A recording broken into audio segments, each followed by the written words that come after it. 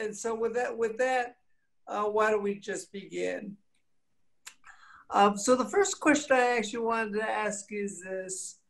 You talk about occupational therapy and physical therapy almost interchangeably, but what are the real differences between the two? I'll start with an answer to that. I think part of why we use it interchangeably is because there is quite a bit of overlap in what we do, as well as I'm very happy to work with my colleague Michele because we work together. So a team approach makes a big difference as well. But in general, occupational therapy looks a bit more at the upper body and particularly hands and arm function. So if you think about all the things you've done today where you've used your hands, occupational therapy can be involved with any of those kinds of things, helping to maintain coordination, working on devices that might make it easier to open jars or to deal with those plastic bags. So we would look a little bit more at that, also at the doing aspect. One really easy way to think about it is that PT is going to help you get where you need to go. OT is going to help you do what you need to do when you get there. Ah, that's great. I love that analogy. I don't know if Michele has anything to add.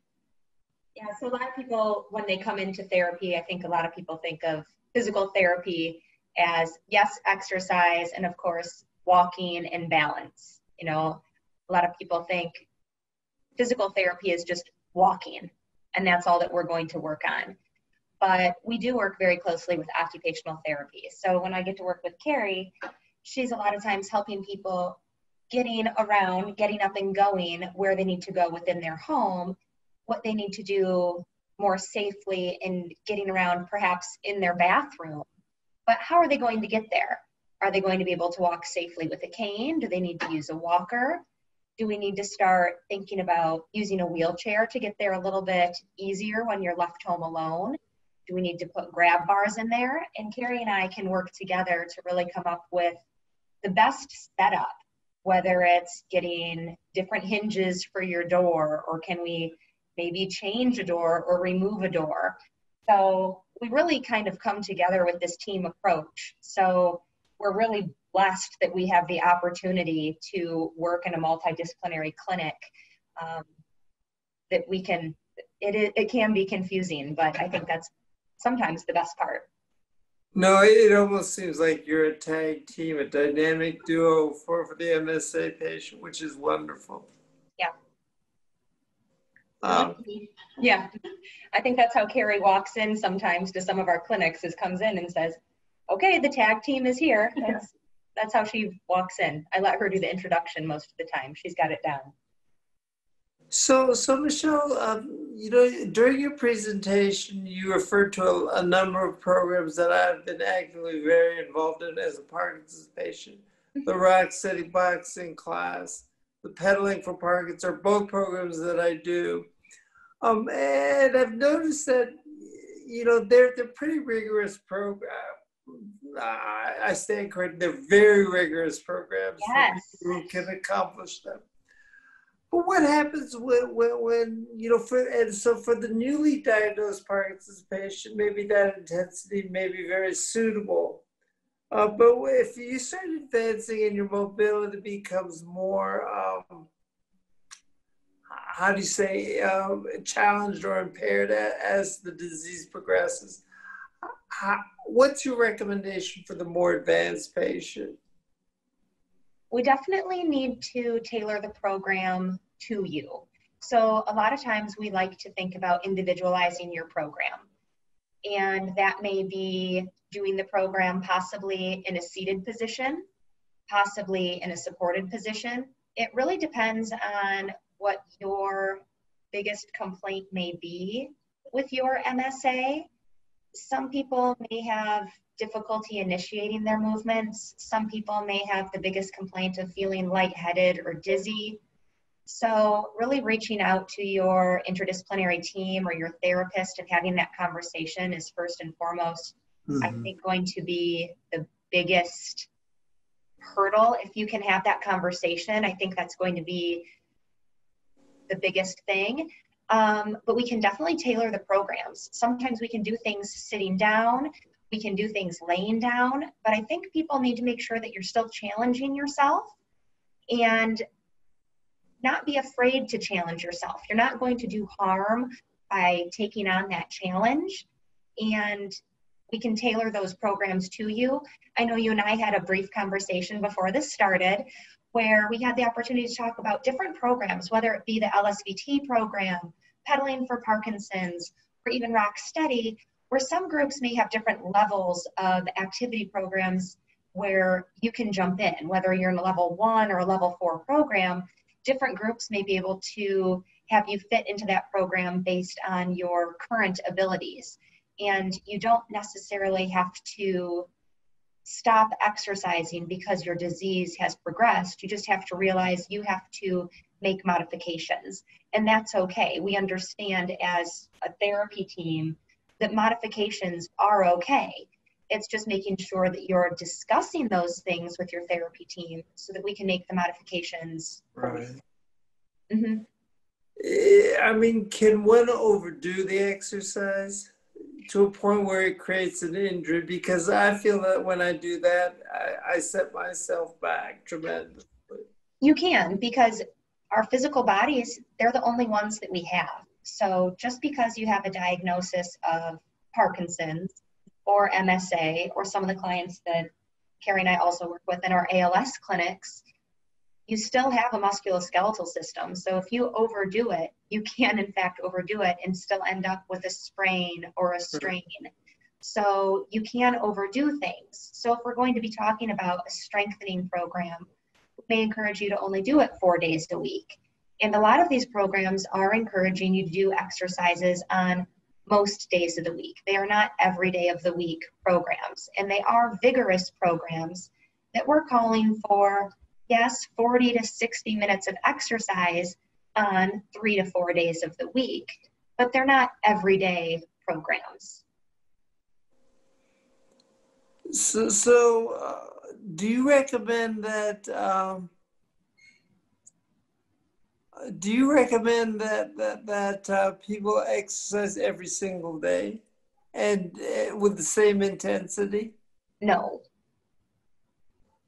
No, I do not. We mentioned that all, in my Parkinson's support groups, is in that you have to sometimes cross train, right? Yeah. So some days you do something that's more recovery based or stretching, and then other days you do more cardiovascular, getting up to the 60 or 80%. Mm-hmm. Hey, we're fine. I was just hearing that the talks just ended in the main hall, and people are starting to filter in.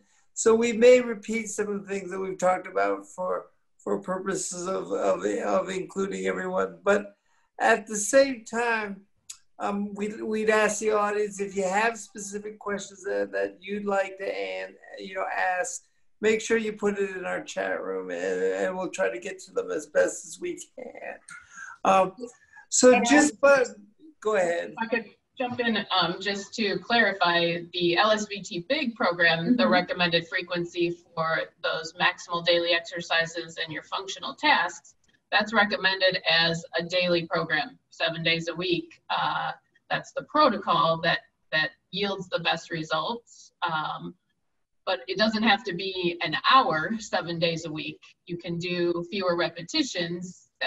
From LSVT, big LSVT, we look more at like, this is your daily dose. And so you can have a minimum dose where you're going to do a shorter amount or a briefer intensity or a lighter intensity. And then other days you're going to push it harder and you're going to go longer. So just wanted to clarify that piece that can vary what you do within a given week. Got it. Yeah, that's exactly it. So that high intensity exercise may only be your 3 to 4 days a week, but just as you mentioned, you may be doing stretching on those other days. So just to backtrack for people who are just dialing into this chat room here, we're getting into a very lively conversation on the benefits of exercise and occupational therapy as we go on. I'm your moderator today. My name is Kevin Kwok. I hail from Boulder, Colorado, maybe one of the fittest towns that I've ever lived in.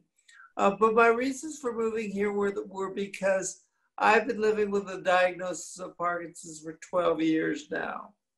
And OT and ET have been a big factor in my living well today with my Parkinsonism, right? And so what we're talking about today with Michele and with Kerri are strategies and ways of optimizing exercise and occupational therapy for the MSA population. So one of the other questions that I had is, well, you know, we're in a world right now with COVID, with isolation.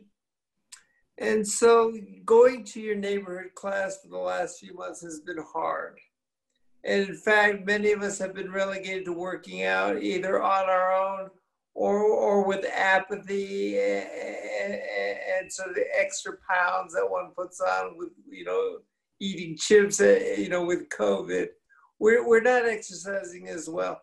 Are there strategies that both of you could recommend during this COVID area?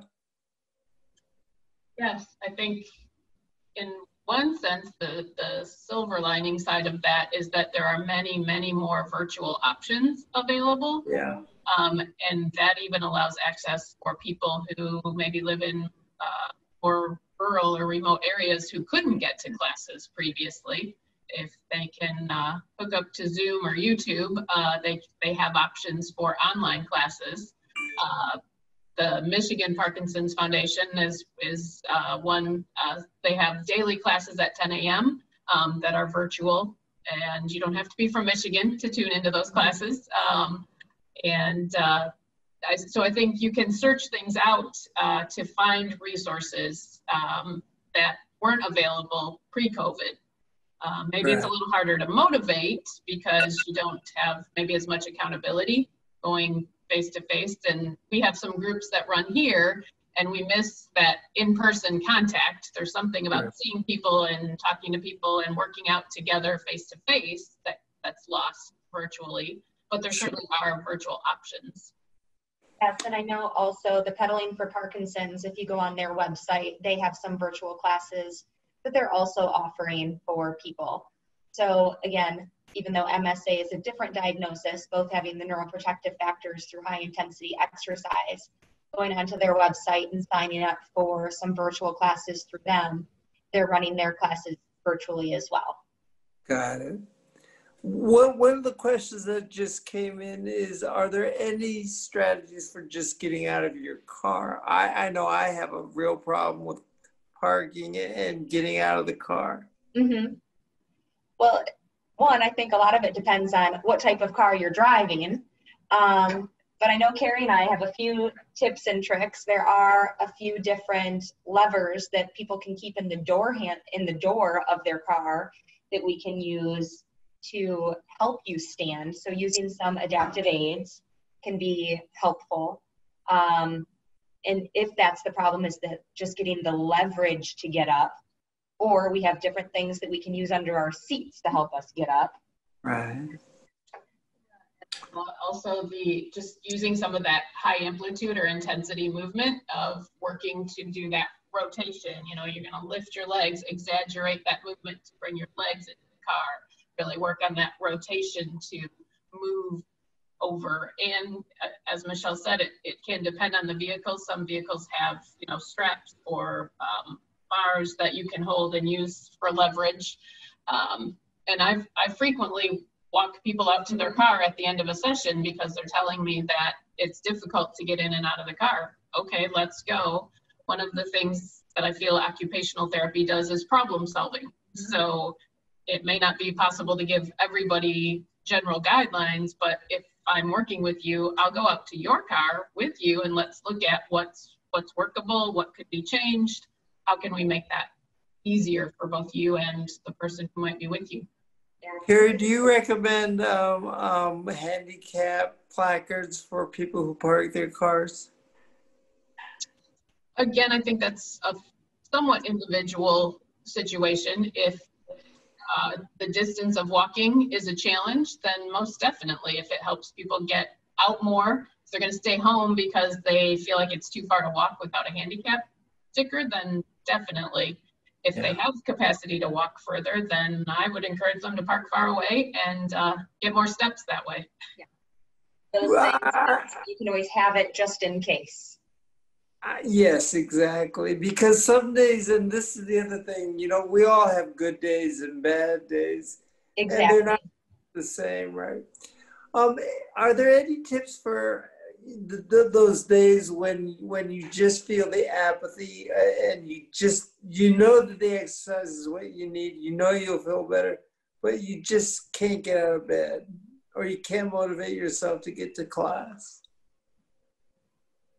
It depends. We might both be able to tackle this one. I think a lot of it depends on what are your motivational factors and what type of support system you have.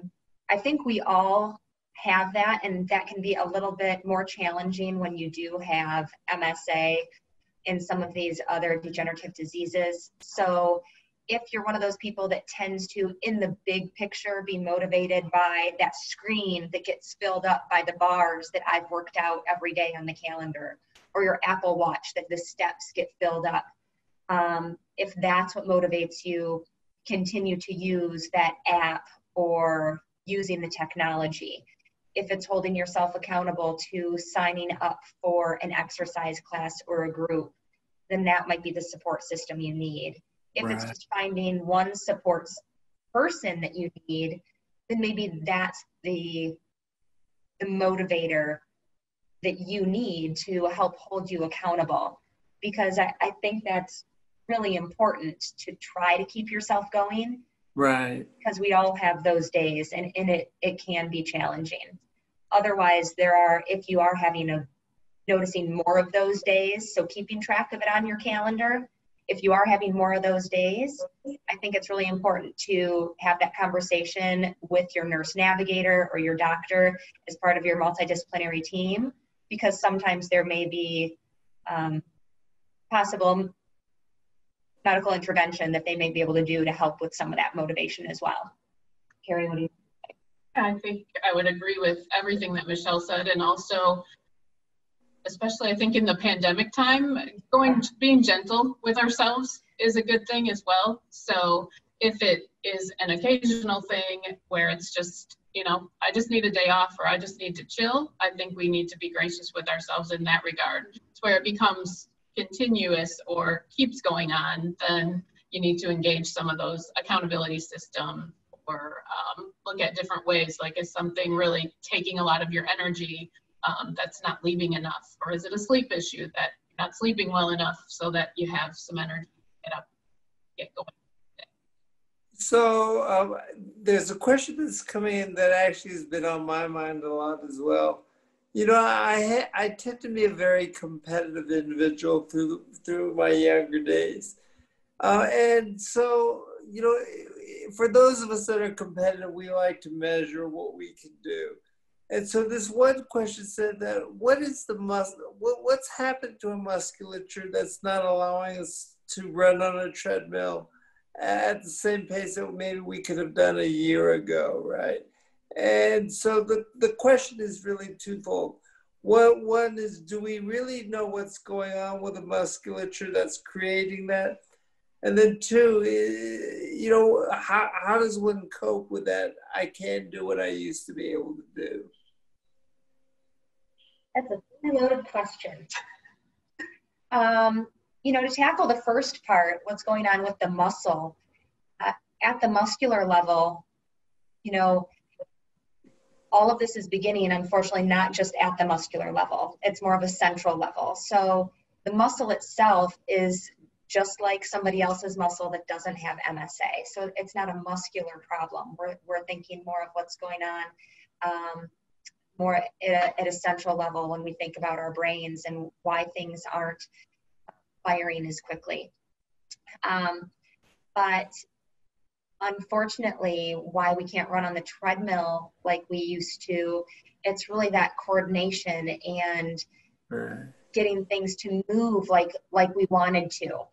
and want to keep trying to challenge you and getting you to do things as safely as you can. And if you are, my goodness, set on running, if we can get you to do it on some of our safer systems, there are times where some therapy places, now this might not be something you can do at home, but there are therapy systems such as we have a 0G trainer that can keep you kind of fully immersed, and it's a treadmill where you're kind of in a little bag and you're running, but it's not going to let you fall. And you can be in a body weight support system where you can run, or I'm sorry, Ultra G. It's an Ultra G where you run. 0G is a body weight support system, but we have body weight support systems where you run, and then an Ultra G is a different type of running system. But again, the main focus early in the disease is to try to do the neuroprotective high intensity activities. But your muscles are actually, they're doing the best they can as long as you can keep moving. Now, the second part of the question, what was the second part again? Oh, the question is just being able to mentally handle the fact that you can't do what you used to be able to do, and that this is a progressive disease. The mental part, I think, would be most challenging. As somebody, you know, today is an example. I was able to ride my bike this morning for a good cause, something I love doing. If I weren't able to ride my bike, I would be heartbroken. It would be very challenging. Right. However, to modify that, I probably wouldn't be able to ride a road bike. However, could I ride a trike, which would modify things? And that would be a three-wheeler where I would be more stable and I wouldn't tip over. Could I do that? Or could we modify it again, where maybe I'd be on a tandem bicycle where I would be the person in back and my friend, Kerri, would be pulling me and she'd be up front. So working with a therapist, PT or OT, can really help, as Kerri said earlier, help me your problem solve. Because a lot of these things, it's about talking and working with somebody to help you solve the problem. Right. And I think the biggest hit a lot of our clients have is realizing that you may not be able to do things the exact same way you were doing it before. And it is okay to have that grieving process, to realize it may not be like it was before. Sure. And as therapists, we appreciate that, and we're willing to work with you on that and give you time. And we'd like to work with you on finding new ways to do things differently. So a little bit of a shift, but Marilee asked the question about insurance. So it's a very practical question.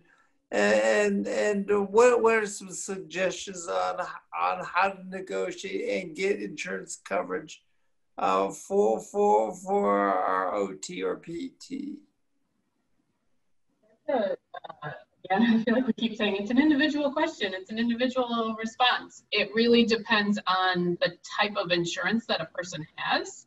And so if you have insurance with a therapy benefit, then the main thing is that the therapist's documentation justifies the need for the therapy. And if your therapist, if you have a therapy evaluation and you get a denial, it's always possible for the facility or the therapist to appeal that denial and to provide additional justification to support that need for therapy. And then it comes down to, you know, many policies say 30 visits of OT and PT per calendar year with a $30 copay. The insurance company is required to provide that. That's part of their contracted service.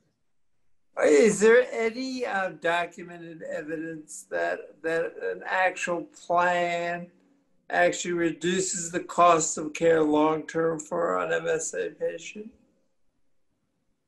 I honestly don't know if there's been that specific of a study. Yeah. You know, there are studies that show decreased numbers of falls, so that Sure. falls resulting in decreased injuries or potential days of hospitalization. There is a study for occupational therapy that shows OT following a hospitalization decreased the number of rehospitalizations. Right. So there are some of those, but not something that says directly your costs will be reduced or your life length of life will be expanded by so many days because of therapy. Are there any exercises that are better for those that are later or more advanced in their stages of MSA? That's a Michele question. Specific exercises, again, I would say it depends on what specific symptoms people are experiencing later in MSA, whether it's tightness in their muscles, feeling lightheaded or dizzy, more orthostatic hypotension. It really depends if that tends to be their main ailment, difficulty with bed mobility or transfers. So specific exercises can be challenging. Again, a definite exercise, I can't pinpoint a single one. It would really come down to individualization of that program and the patient and family needs. Is there any exercise that you advise against? As you said earlier, anything that is too vigorous. I also don't recommend that people do exercises alone, especially if they do have orthostatic hypotension. Right. I don't like people doing exercises when they're feeling dehydrated. If they do have orthostatic hypotension and they haven't been talking with their nutritionist as part of their multidisciplinary team, kind of making those smart choices and being their own advocate. I want to make sure people are safe. So as much as I am encouraging exercise and I want people to feel empowered, I also want to make sure that people are doing it safely. So if they need to wear compression socks, and everybody wears them these days in every single color, wearing their compression socks, if they have to wear them higher, if we need to consider abdominal binders, using a recumbent bike or stepper as opposed to a regular bike. I want to keep people safe and active, but I also want people to make good choices. And we have recumbent bikes we can put in beds for people, but I want people to enjoy it as well. I don't want people to, it's not a suffer fest by any means. Yes, I made the mistake maybe 5 years ago. My family was traveling in Hawaii, and I thought I would love to take a windsurfing class with my kids. I swallowed more water, during that time, and I realized not a good idea. But what about water sports? Is just regular swimming an okay sport? If you're a good swimmer. Yeah. Yeah. If you're a good swimmer, having the compression of water. So yes, water has its buoyancy, but you also get increased pressure by being in water. So it is helpful. It is good for you. Exercise in itself does help your body regulate blood pressure and regulate your heart rate. So exercise itself can help with some of your orthostatic hypotension. So that's again why we recommend it.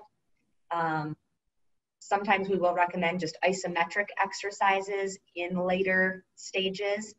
It depends on what muscles are working well, which are strong, that we may recommend in later stages. That's why I said I don't have any specifics necessarily. But yes, water exercises can be helpful. But I usually like to have a partner with you, see what people have available, things like that. So Cecil asks a question. Can you delve a little more into defining what high intensity workouts are? I can. So high intensity workouts are actually defined as above 65% of your heart rate reserve. So this is something that is usually calculated based on your age. We use a Carbonin formula, and this is actually making sure that your heart is pumping pretty hard.